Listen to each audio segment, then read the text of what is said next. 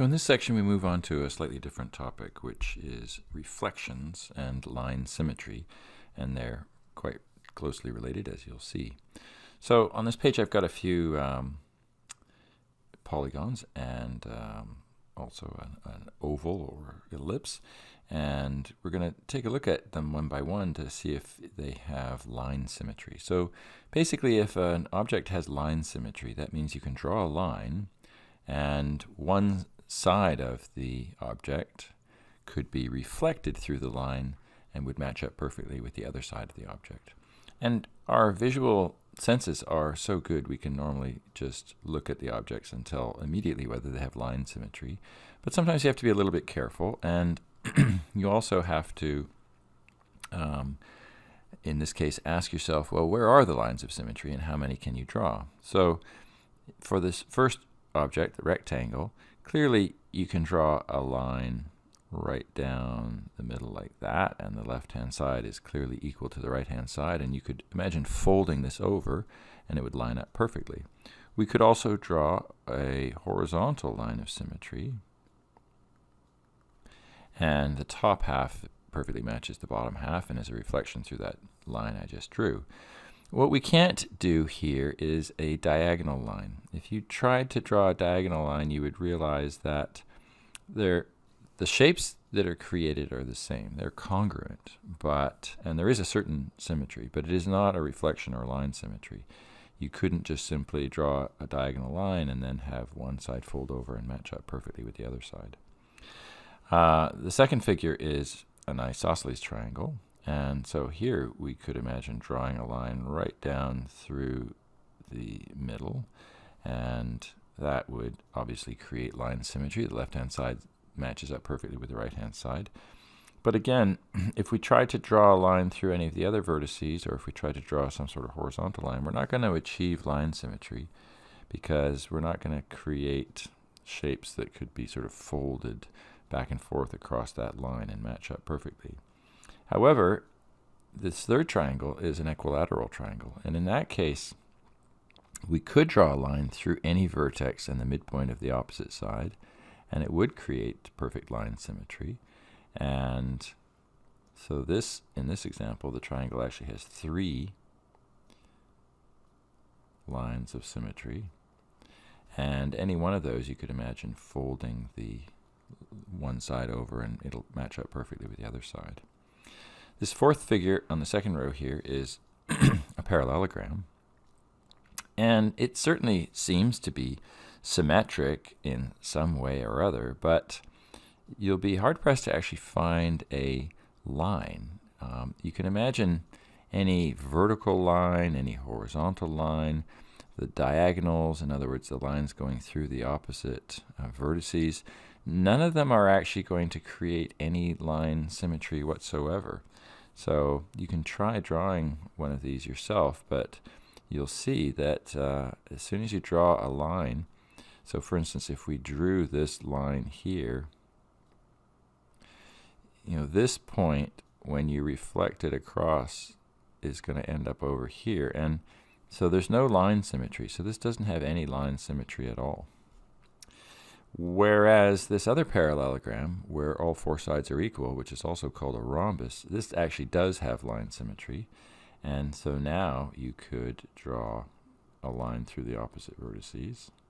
You could also draw a line this way through the opposite vertices. And in fact, with a rhombus, these 2 lines I just drew are going to be at right angles to one another, and they're also going to bisect one another. So this has 2 lines of symmetry. We can't draw any kind of horizontal or vertical lines in this case, though. Just those 2. With an ellipse here, we have, again, 2 lines of symmetry. We could draw a line right through the center horizontally. We could draw a line through the center vertically. But after that, we're going to be stuck. We can't really find any others. Whereas if we had a circle, as long as we draw a line through the center of that circle, any line through the center of the circle is going to be a line of symmetry. And so a circle actually has an infinite number of lines of symmetry. Now, there are lots of objects in real life that have lines of symmetry. Faces have lines of symmetry, but depending on the individual, some faces are not really quite the same on the left and the right. And also, if you have a hairstyle that's not symmetric, that will ruin the symmetry. But here's a picture of me, and you can see if you just draw a vertical line there and fold it over, you will see that that's a line of symmetry. It's actually kind of an interesting experiment. You can try this. Take a picture of yourself, and in my case it's easy because we don't have to worry about the hair, but you have to maybe adjust for the hair in your case.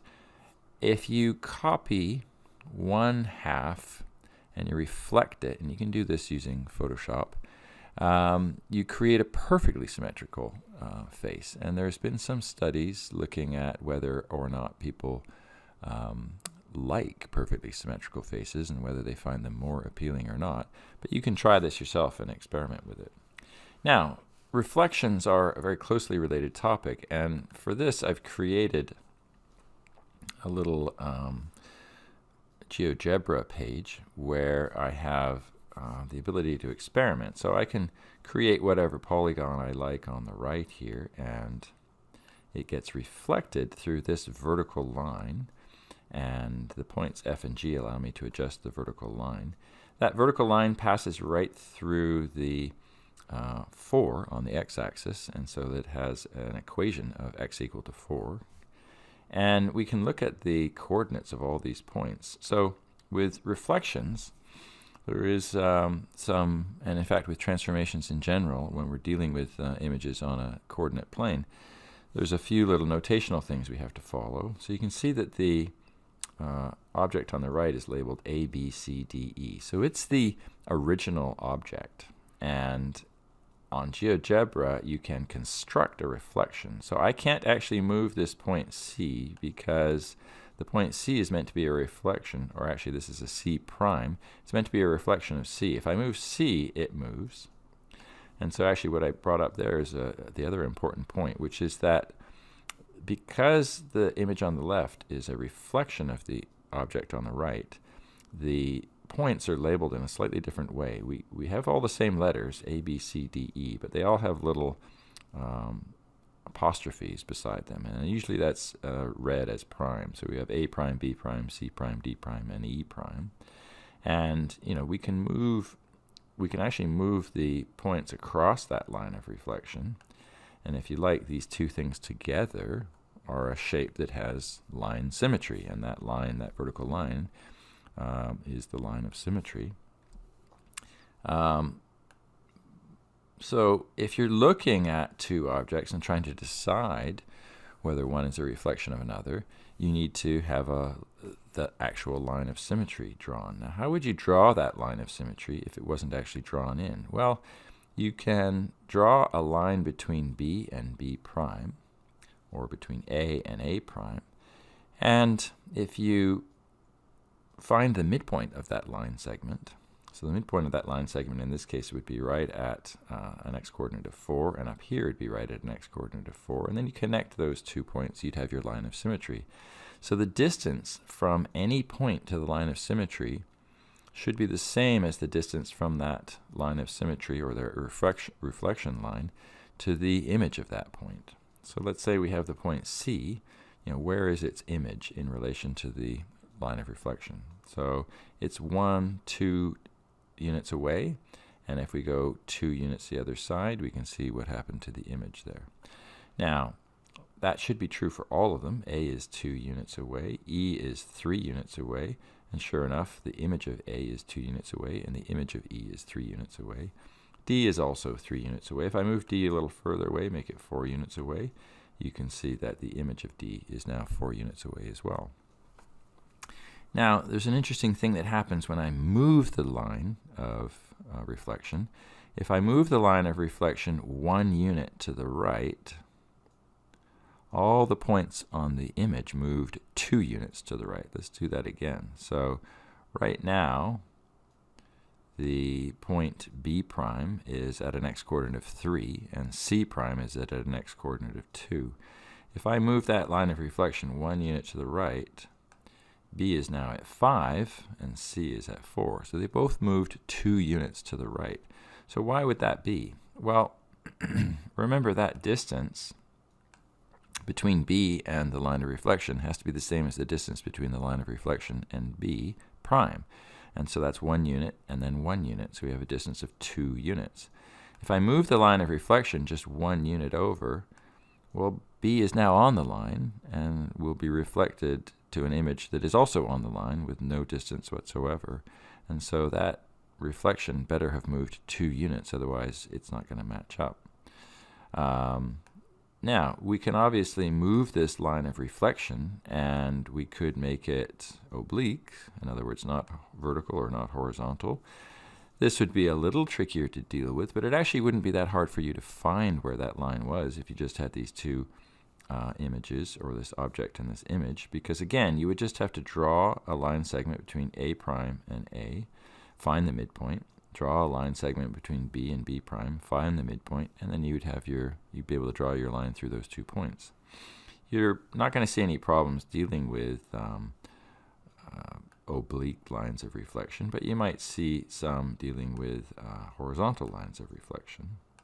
And so here we have the same object, and you can see that it gets reflected through that horizontal line, which is now passing through the y coordinate 1, so it's y equal to 1.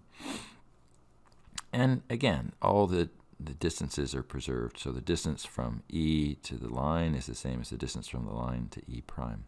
So I've posted a link for this this GeoGebra page, and I'll do that on the Math 244 site as well, and you can play around with this this reflection GeoGebra page.